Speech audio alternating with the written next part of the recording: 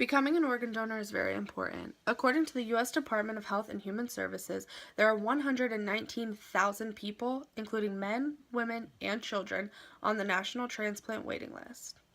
According to the same source, 22 people die each day waiting for an organ to become available, and just under 40,000 transplants were performed in the year 2015.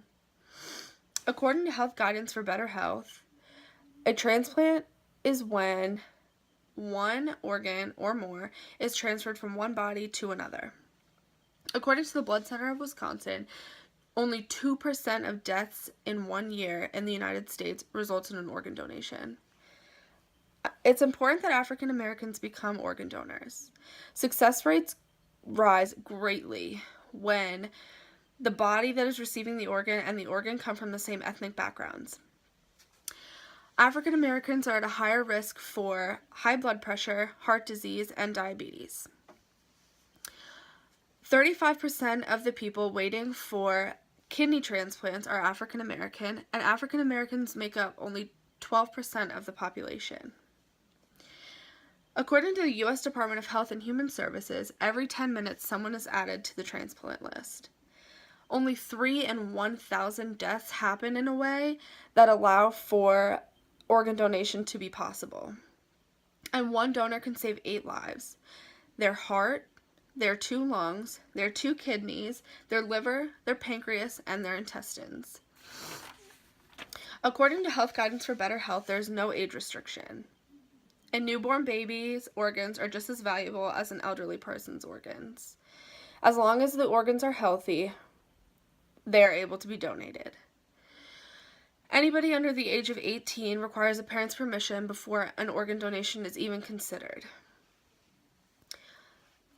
Many people are against organ donation for ideas that are completely false. One of the first things that I heard when talking about organ donation was people saying that doctors won't work as hard to save your life if you're an organ donor. According to Mayo Clinic, that's not true. When you get to the hospital to receive treatment, you will be matched up with a doctor whose specialty meets your needs as best as possible. And that doctor will do everything they can to make sure you're going to get the best care possible. And they're going to do everything they can to save your life, no one else's. The second myth was people thinking that they might not actually be dead when their death certificate is signed. Mayo Clinic also says that's not true. They actually said that people who are organ donors receive more testing to make sure that they're officially dead than people who are not organ donors. If you think about it, you could be the reason that someone sees again, the reason that someone breathes again, and the reason that someone lives a normal, healthy life again.